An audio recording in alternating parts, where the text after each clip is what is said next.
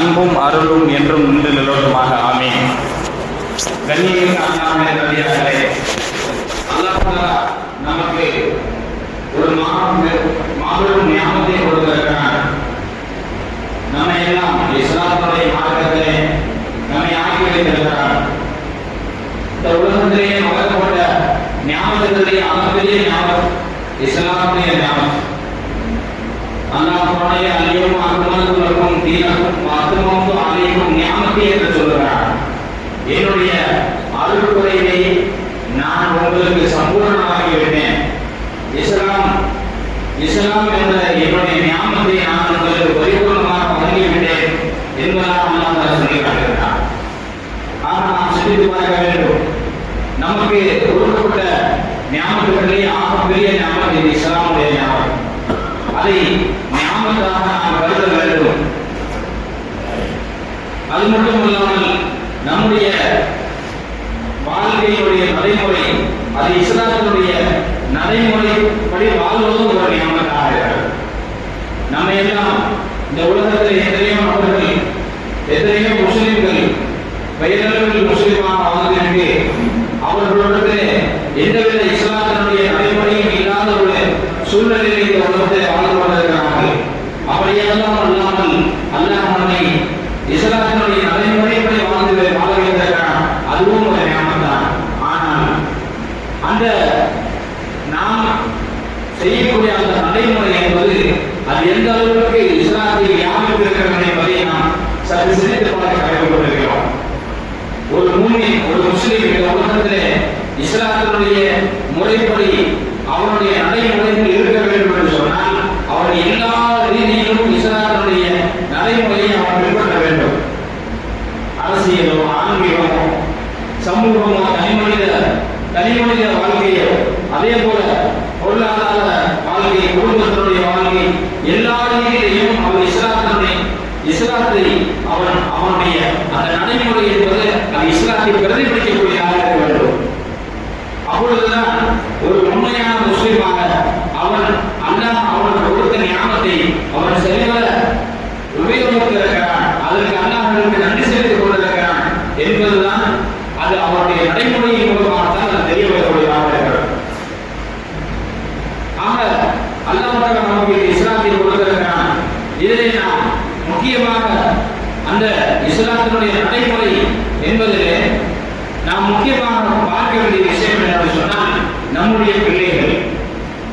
பிள்ளைகளுடைய இஸ்லாத்தினுடைய மார்க்கப்பற்று அவர்களுடைய வருங்கால அந்த இளைய சமுதாயம் அவர்களுக்கு இஸ்லாத்தினுடைய பற்றை நாம் எந்த அளவுக்கு ஏற்படுத்த வேண்டும் என்பதிலே நாம் கவனக்குறைவாக இருந்து கொண்டிருக்கிறோம். எந்த அளவுக்கு சொன்னால் நம்முடைய பிள்ளைகளை ஆரம்பத்திலிருந்து சிறு பிராயத்திலிருந்து அவர்கள் எப்படி படிக்க கற்றுக்கொண்டிருந்தார்களோ பேச கற்றுக்கொண்டிருந்தார்களோ அப்பொழுதிலிருந்தே அவர்களுக்கு இஸ்லாத்தினுடைய விஷயங்களை நாம் அவருடைய நடைமுறைகளை இஸ்லாத்தின்படி நாம் நடைமுறைப்படுத்த வேண்டும். அவர்கள் இஸ்லாத்தின்படி நாம் வளர்க்க வேண்டும். உதாரணத்துக்கு எடுத்துக்கொள்ள சொன்னால் நம்முடைய பிள்ளைகளை அவர்களுடைய அந்த பள்ளி பருவம் அது ஆரம்பித்த உடனே நாம் பள்ளிக்கூடங்களிலே நாம் கொண்டு போய் சேர்க்கிறோம். நாம் சேர்க்கக்கூடிய பள்ளிகள் எப்படிப்பட்ட பள்ளிகளாக இருக்கிறது?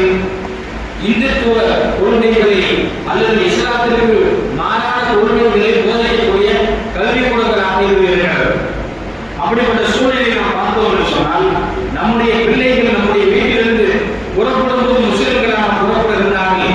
ஆனால் அவர்களுடைய அந்த பள்ளி படிப்பை முடித்து மாலையிலே வீடு திரும்பும் பொழுது அவர்களுடைய இஸ்லாம் அவரிடத்தில் இருக்கிறதா என்பதை சந்தேகத்திற்கு இடமானதாக இருந்து வருகிறார். அப்படிப்பட்ட எல்லா ரீதியிலையும் நம்முடைய கொள்கைகளை மாறுபாடு செய்யக்கூடிய நிறைய விஷயங்கள் இந்த உலகத்திலே வந்துவிட்டது. எந்த அளவுக்கு சொன்னால் சில பள்ளிக்கூடங்களிலே மதுவை கூட அவர்கள் வழக்கமாக ஆட்சி வைத்திருக்கிறார்கள் என்பதெல்லாம் நாம் கேள்விப்படுறோமா இல்லையா? இது போல இன்னும் எண்ணற்ற கொள்கைகள் நம்முடைய பிள்ளைகளுக்கு புகட்டப்பட்டுக் கொண்டிருக்கிறார்கள்.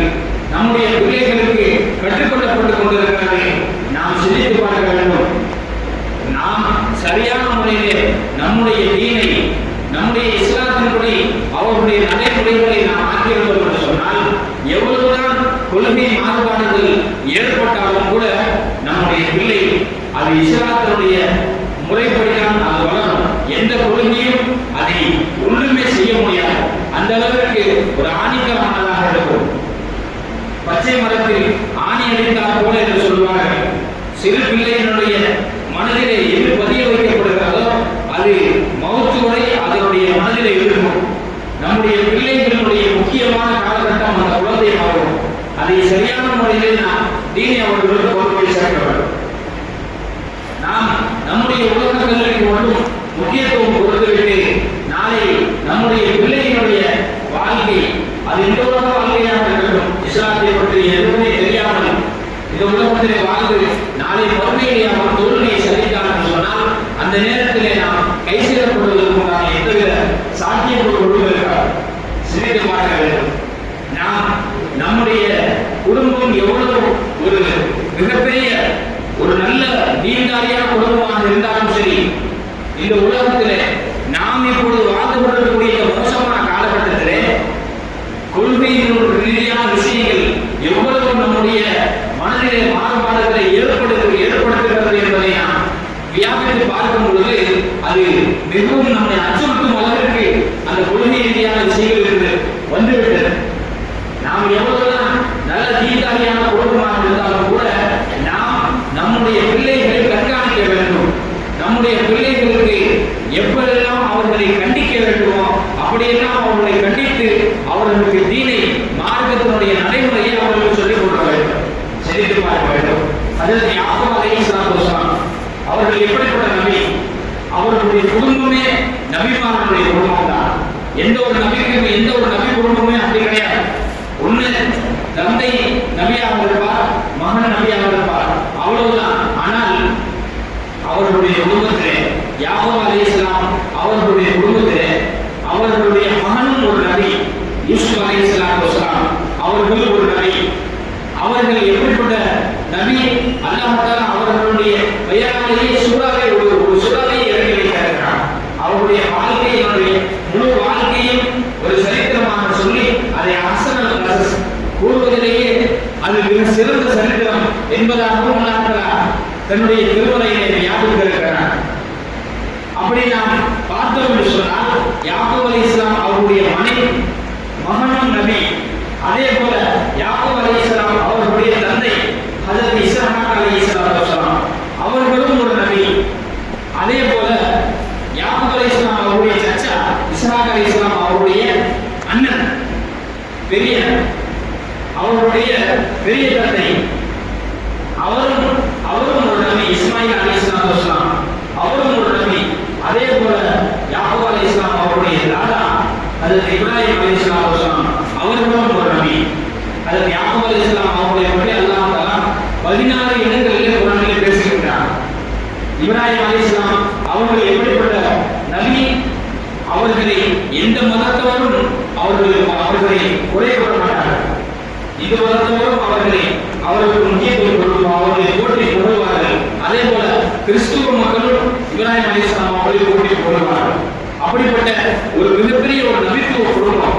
அப்படி இருந்தாலும் கூட அதில் யாக்கூப் அலைஹிஸ்ஸலாத்து வஸலாம் அவர்கள் தன்னுடைய மரண தருவாயிலே தன்னுடைய மகன்களை அழைத்து அவர்களுடைய கொள்கையை சரி செய்கிறார்கள். அவர்களை கண்டிக்கிறார்கள், அவர்களை கண்காணிக்கிறார்கள். இது ஹதரத் யாக்கூப் அல்-மௌத். அல்லாஹ் குர்ஆனிலே சொல்லுகிறான், யாக்கூப் அலைஹிஸ்ஸலாம் அவர்களுக்கு மௌத்துடைய நேரம் சம்பவிக்கும் பொழுது அவர்கள் தன்னுடைய பிள்ளைகளை எல்லாம் கூட்டி உட்கார வைக்கிறார்கள். அமர வைத்து அவர்களிடத்தில் கேட்கிறார்கள், இதனால யாக்கூப் அல்-மௌத் காலி பனி மா தஅமுதுன மின் பாதி. நான் இறந்ததன் பின்னால், நான் இந்த உலகத்தை விட்டு சென்றதற்கு பின்னால் நீங்கள் எதை வணங்குவீர்கள் என்பதாக தன்னுடைய பிள்ளைகளிடத்திலே கேட்கிறார். அப்பொழுது அந்த யாக்கூப் அலைஹிஸ்ஸலாம் அவருடைய மகன்கள் சொல்லுகிறார்கள், யா காலு யா அபானா நஅபுது இலாஹக, நாங்கள் உங்களுடைய இறைவனை வணங்குவோம். வைலாஹ ஆபாயிக்க, அதே போல உங்களுடைய தந்தை, உங்களுடைய பெரிய தந்தை, உங்களுடைய தாதா அப்படிப்பட்டவர்களுடைய இறைவனாகிய இலாஹன் வாஹிதா, இலாஹ ஆபாயிக இப்ராஹீம வ இஸ்மாயில வ இஸ்ஹாக இலாஹன் வாஹிதா. இவர்கள் எல்லாருடைய இறைவனாகிய அந்த ஒரே இறைவனை நாங்கள் அல்லாஹ்வை நாங்கள் வணங்குவோம். முஸ்லிமும் அதே நேரத்தில் எங்களுடைய வாழ்க்கை முழுமையாக அவர்களுக்கு கட்டுப்பட்டதாக இருக்கும் என்பதால் அவர்களுடைய பிள்ளைகள் பதில் கூறினார். அவர்களுடைய பதிலை விட்டு விடுங்கள். அவர்களுடைய குடும்பம் என்பது அவ்வளவு முக்கியத்துவமான வாய்ந்த குடும்பம். ஆனால் அப்படி இருந்தும் கூட அல்லது யாக்கூப் அலைஹிஸ்ஸலாம் அவர்கள் தங்களுடைய பிள்ளைகளுடைய கொள்கையை அவர்கள் கண்காணிக்கிறார். என்னுடைய பிள்ளைகளுடைய கொள்கை எப்படி இருக்கிறது என்பதை அவர்கள் பயிற்சிக்கின்றார்கள். சிந்தித்து பார்க்க வேண்டும். நம்முடைய பிள்ளைகள் எவ்வளவுதான் நாம் நல்ல குடும்பமாக இருந்தாலும் கூட இன்றைய மோசமான காலகட்டத்திலே கொள்கை ரீதியான விஷயங்கள் நம்முடைய பிள்ளைகளுடைய மனதிலே மாறுதல்களை ஏற்படுத்தி விடக்கூடாது. அது விஷயத்திலே நாம் மிகவும் கவனமாக இருக்க வேண்டும். அதே போல நாயகம் ஸல்லல்லாஹு அலைஹி வஸல்லம் அவர்கள் அந்த குழந்தை வளர்ப்புடைய விஷயத்திலே ஒரு தந்தை, ஒரு தாய், ஒரு பெற்றோர் தங்களுடைய பிள்ளைகளை எந்த அளவுக்கு அவர்கள் கண்காணிக்க வேண்டும், எப்படியெல்லாம் அவர்களுக்கு இந்த தீனை அவர்கள் போதிக்க வேண்டும் என்பதிலே எவ்வளவு அழகான விஷயங்களை நமக்கு போதித்திருக்கிறார், எவ்வளவு அழகான போதனைகளை நமக்கு போதித்திருக்கிறார்கள். சிந்தித்து பார்க்க வேண்டும். ஒரு குழந்தை பிறந்ததற்கு முன்னால் அவர்களுடைய தீனுடைய போதனை என்பது இருக்கக்கூடாது. ஆனால் அந்த குழந்தை கருவாக உருவாவதற்கு முன்பே இருந்தே நாயகம் ஸல்லல்லாஹு அலைஹி வஸல்லம் அவர்களுடைய அந்த தொலைநோக்கு பார்வை ஒரு குழந்தையினுடைய மார்க்க பற்று என்பது அங்கிருந்தே ஆரம்பிக்க வேண்டும் என்பதற்காக வேண்டி ஒரு கணவன் தன்னுடைய மனைவியோடு உடலுறவு கொள்ளும் பொழுது கூட அவன் சைத்தானை விட்டு பாதுகாக்கப்பட வேண்டும். அவனுக்கு அந்த உடலுறவின் மூலமாக பிறக்கக்கூடிய குழந்தையும் சைத்தானை விட்டு பாதுகாக்கப்பட வேண்டும் என்பதற்காக வேண்டி நாயகம் ஸல்லல்லாஹு அலைஹி வஸல்லம் அவர்கள் துஆவை கற்றுத்தருகிறார்கள். பிஸ்மில்லாஹ், அல்லாஹ் என்ற வார்த்தையின் மூலமாக ஆரம்பிக்க வேண்டும். நம்முடைய பிள்ளையினுடைய முதல் கட்டம் அந்த முயற்சி என்பது அது அல்லாஹ்வுடைய பெயரால் ஆரம்பிக்கப்பட வேண்டும். பிஸ்மில்லாஹ், அல்லாஹ்வுடைய பெயரால் நான் என்னுடைய மனைவியோடு உறவுகளை ஆரம்பிக்கிறேன். அல்லாஹும்ம ஜன்னிப்னா ஷைத்தான, யா அல்லாஹ் எங்களை ஷைத்தானை விட்டு நீ விலக்கி வைத்து விடுவாயா. ஜன்னிபி ஷைத்தான மா ரஸக்தனா, யா அல்லாஹ் இந்த உடலுறவின் மூலமாக எங்களுக்கு எந்த பிள்ளையை நீ வழங்குவாயோ அப்படிப்பட்ட பிள்ளையை ஷைத்தானை விட்டு நீ விலக்கி வைத்து விடுவாயாக என்பதால் நாம் துஆ செய்ய வேண்டும் என்று நாயகம் ஸல்லல்லாஹு அலைஹி வஸல்லம் அவர்கள் போதித்திருக்கிறார். சிந்தித்து பார்க்க வேண்டும். அதே நேரத்தில் உடலுறவின் போது நம்முடைய அந்த துணி மனைவியினுடைய உடலுக்குள் செல்லும் பொழுது கூட நாயகம் ஸல்லல்லாஹு அலைஹி வஸல்லம் அவர்கள் துஆவை கற்றுத்தருகிறார்கள். அல்லாஹும்ம லா தஜஅல் லிஷைத்தானி மா ரஸக்தனா நஸீபா, யா அல்லாஹ் நீ எங்களுக்கு எதை கொடுத்திருக்கிறாய், எங்களுடைய குழந்தை செல்வமாக எங்களுக்கு நீ எதை வழங்கி இருக்கிறாயோ அது விஷயத்திலே ஷைத்தானுக்கு நீ எந்த விதமான பங்கையும் நீ ஏற்படுத்தி விடாது என்பதால் அல்லாஹ்விடத்திலே பாதுகாப்பு தேடும்படி நமக்கு நாயகம் ஸல்லல்லாஹு அலைஹி வஸல்லம் அவர்கள் போதித்திருக்கிறார். இது குழந்தையினுடைய ஆரம்ப கட்டம். இப்பொழுது குழந்தை தரித்து தாயினுடைய வயிற்றிலே இருக்கிறது. நாயகம் ஸல்லல்லாஹு அலைஹி வஸல்லம் சொல்லி காட்டுகிறார்கள், ஒரு தாயினுடைய கர்ப்ப காலம் அது முழுமையாக இஸ்லாத்தினுடைய அமல்கள், இஸ்லாத்தினுடைய போதனைகள், இஸ்லாத்தினுடைய விஷயங்கள் அதனுடைய காதில் விழக்கூடியதாக இருக்க வேண்டும். என்னதான் ஒரு பிள்ளை தன்னுடைய தாயின் கருவறையில் இருந்தாலும் கூட அது வெளியில் நடக்கக்கூடிய எல்லா விஷயங்களையும் பார்த்து கொண்டும் இருக்கிறது, கேட்டுக்கொண்டும் இருக்கிறது. நாம் எதை சொல்லி அந்த நேரத்தில் செய்கிறோமோ, எதை அந்த நேரத்தில் சொல்லுகிறோமோ அதை அந்த பிள்ளை பார்க்கிறது, அதை அந்த பிள்ளை கேட்கிறது. அந்த நேரத்தில் நாம் நல்ல விஷயங்களை செய்ய வேண்டும், நல்ல விஷயங்களை சொல்ல வேண்டும். அந்த நேரத்தில் அதிகமான நம்முடைய குர்ஆன் திலாவத்துகள் அதிகமாக செய்ய வேண்டும், இபாதத்துகள் அதிகமாக செய்ய வேண்டும். அது நம்முடைய பிள்ளையினுடைய வாழ்க்கை அது மிக நல்லதாக இருப்பதற்கு அது ஒரு முக்கியமான விஷயமாக இருக்கிறது.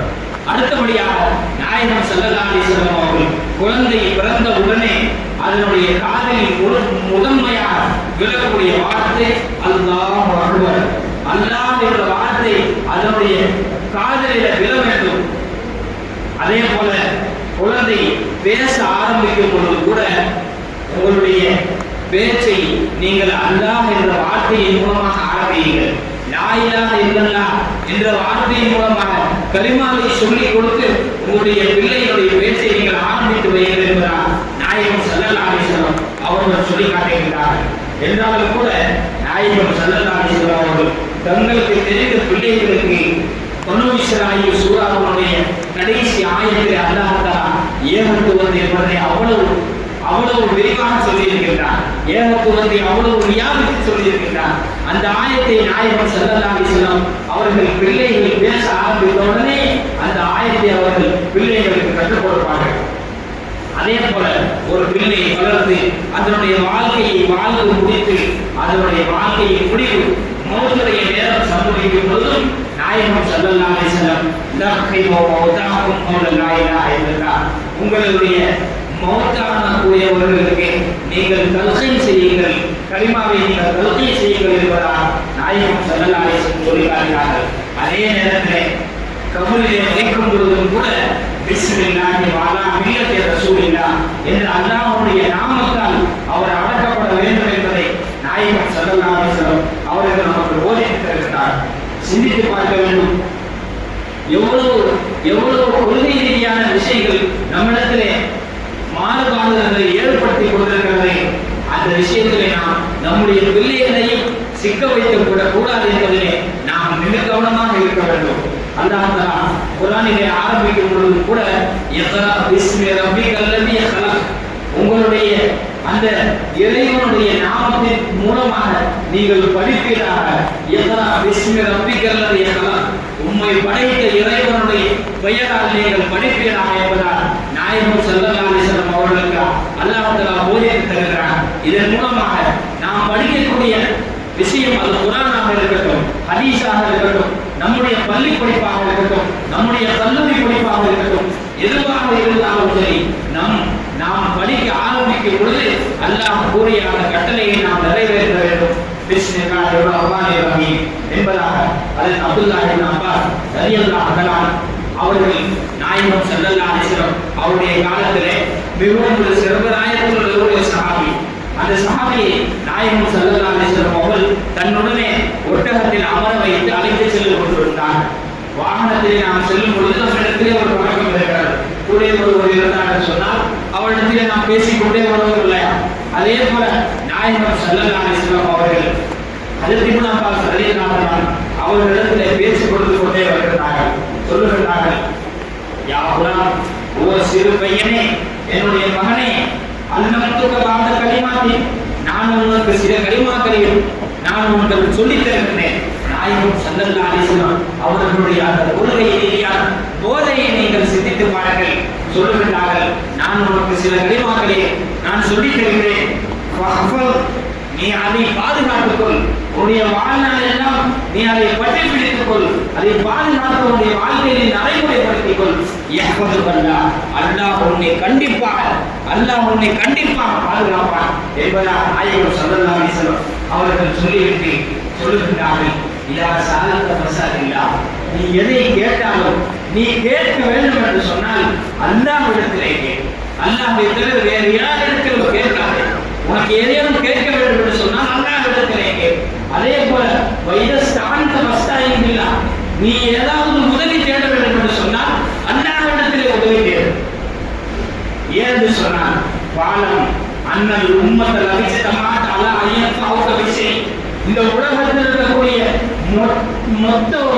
ஒட்டுமொத்த மனித சமுதாயமும் ஒன்று சேர்ந்து உனக்கு ஏதாவது நல்லது செய்ய வேண்டும் என்று நினைத்து நல்லது செய்ய முயற்சித்தாலும் கூட அவனுடைய நாட்டம் என்று அவர்கள் எந்த ஒரு நலனும் செய்ய முடியாது. நம் என்பவக இல்லா விஷயம் உனக்கென்று அல்லாஹ் எதை எழுதி வைத்திருக்கிறானோ அதை தவிர அவர்கள் வேறு ஒன்றுமே செய்து கொள்ள முடியாது. அதே போல வல விசிதமாவும் அல்லா எதிர்நோக்க விஷயம், இந்த ஒட்டுமொத்த மனித சமுதாயமும் சேர்ந்து உனக்கு ஏதாவது தீங்கிழைக்க வேண்டும் என்று நினைக்கின்றார்கள்.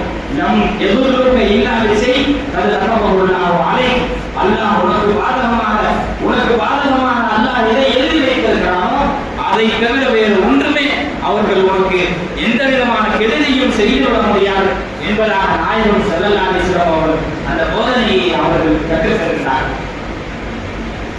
ஜஃபத் இஸ்ஸுஹு ருஃபியத்தில் அக்லாம் பேனாக்கள் உயர்த்தி விடப்பட்டது. ஜஃபத் இஸ்ஸுஹு ஏடுகளும் காய்ந்து விட்டது. எழுதி முடிக்கப்பட்ட விதி எழுதி முடிக்கப்பட்டதெல்லாம் விதியை மாற்றக்கூடிய விஷயம் இந்த உலகம். மனிதன் இந்த உலகத்தில் வேறு யாருமே கிடையாது. அல்லாஹ் நாடிய ஒன்றுதான் நடக்கும் என்பதை அந்த சிறுபிராயத்தினுடைய ஹஜ்ரத் இப்னு அப்பாஸ் ரலியல்லாஹு அன்ஹு அவர்கள் நாயகம் ஸல்லல்லாஹு அலைஹி வஸல்லம் அவர்களுக்காக அந்த போதனையை அவர்கள் கற்றுத்தருகிறார்கள். நாம் சிந்தித்து பார்க்க வேண்டும். இது போன்ற சின்ன சின்ன விஷயங்களை நம்முடைய பிள்ளைகளுக்கு நாம் தீனுல் இஸ்லாத்தை நாம் படித்துக் கொடுக்கும் பொழுதுதான், அவர்களுக்கு சொல்லிக் கொடுக்கும் பொழுதுதான், நாளை அவர்கள் இளைய சமுதாயமாக உருவெடுக்கும் பொழுதும் அவர்கள் இந்த மனித சமுதாயத்திலே எவ்வளவுதான் கொள்கை மாறுபாடுகள் வந்தாலும் கூட அது அவர்களுடைய அந்த கொள்கையை எந்த விதத்திலும் மாறு செய்யாது என்பதுதான் நிதர்சனமான உண்மையாக இருக்கிறது. அதே போல இப்பொழுது ரமலானுடைய முடிந்து நம்முடைய காலம் ஆரம்பிக்கக்கூடியதாக இருக்கிறது. இந்த நேரத்திலே மற்றவர்கள் மதரசாக்கள் ஆரம்பிக்கப்படக்கூடிய நேரமாக இருக்கிறது. இந்த நேரத்திலே நாம் நம்முடைய பிள்ளைகளை மதரசாவிற்கு அனுப்பி வைக்க வேண்டும். நம்முடைய பிள்ளைகள் நல்ல பிள்ளைகளாக இஸ்லாத்தினுடைய பற்றுள்ளவர்களாக நாம் நம்முடைய நிலையை நாம் சற்று யோசித்து பார்க்கிறோம். நம்மிடத்திலே இஸ்லாத்தினுடைய பற்று எந்த அளவுக்கு இருக்கிறது, அந்த பற்று எந்த அளவுக்கு அதிகமாக இருந்தால் நம்முடைய வாழ்க்கை எவ்வளவு நல்லாக இருந்திருக்கும் என்று நாம் ஒவ்வொரு கணமும் நாம் அனுபவித்துக் கொண்டிருக்கிறோம். நம்முடைய சிறுபிராயம் மோசமாக ஆகிவிட்டது என்று நாம் ஒவ்வொரு நிமிடமும் கை செய்யப்பட்டுக் கொண்டிருக்கிறோம். ஆனால் நம்முடைய பிள்ளைகளுடைய விஷயத்தில் அப்படி ஆகிவிடக்கூடாது என்பதை நாம் முழுமையாக கவனம் வைக்க வேண்டும். அவர்களுக்கு தீனுல் இஸ்லாத்தை முழுமையாக நாம் சொல்லித்தர வேண்டும். அதே போல மார்க்கத்தினுடைய அந்த மக்கள் மதரசாக்களுக்கும் நாம் சரியான முறையில் கண்ணியங்கள் செலுத்த வேண்டும். நம்முடைய பிள்ளைகளை சரியான முறையிலே மதரசாக்களுக்கு அனுப்பி வைக்க வேண்டும். நேரத்திலே எந்த விதமான கூடுதல் குறைவும் நாம் செய்துவிடக்கூடாது. அதே நேரத்திலே நாம் அந்த சொல்லிக் கொடுக்கக்கூடிய ஆசிரியர்களுக்கு சரியான முறையில் மரியாதைகளை நாம் செய்ய வேண்டும். நாம் படிக்கக்கூடிய அந்த கிதாபுகளுக்கு அதுக்கு உறுதுணையாக இருக்கக்கூடிய எல்லா பொருள்களுக்கும் நாம் மரியாதையை செலுத்த வேண்டும். அதே போல அந்த மக்கள் மதரசாவுடைய உயர்வுக்காக வேண்டி நாம் என்னெல்லாம் பாடுபட வேண்டுமோ, என்னெல்லாம் நாம் முயற்சி எடுக்க வேண்டுமோ, என்னெல்லாம் நாம் உழைக்க வேண்டுமோ அதெல்லாம் செய்து அதெல்லாம் நம்முடைய பிள்ளைகளுடைய எதிர்காலம் சம்பந்தப்பட்ட விஷயம். அதிலே நாம் எந்த விதமான குறையும் வைத்துவிடக்கூடாது. அதிலே நாம் சோம்பேறித்தனமாக பொடுபோக்குத்தனமாகவும் நாம் விட்டுவிடக்கூடாது என்பதை நாம் மிகுந்த கவனத்தோடு நாம் செயல்பட வேண்டும். நம்முடைய பிள்ளைகளை மதரசாவுக்கு அனுப்பி வைக்கும் பொழுது அவர்களை கண்ணியம் மிக்கவர்களாக, ஒரு அழகான தோற்றமுடையவர்களாக, அழகிய ஆடை அணிந்தவர்களாக நாம் அனுப்பி வைக்க வேண்டும். நம்முடைய பிள்ளைகளை பள்ளிக்கூடங்களுக்கு அனுப்பி வைக்கும் பொழுது எவ்வளவு புதிய புதிய ஆடைகளை நாம் போட்டு அனுப்பி வைக்கிறோம். ஆனால் மதரசாவிற்கு அனுப்பி வைக்கும் பொழுது அதை ஒரு பொருட்டாக கூட நினைப்பதில்லை.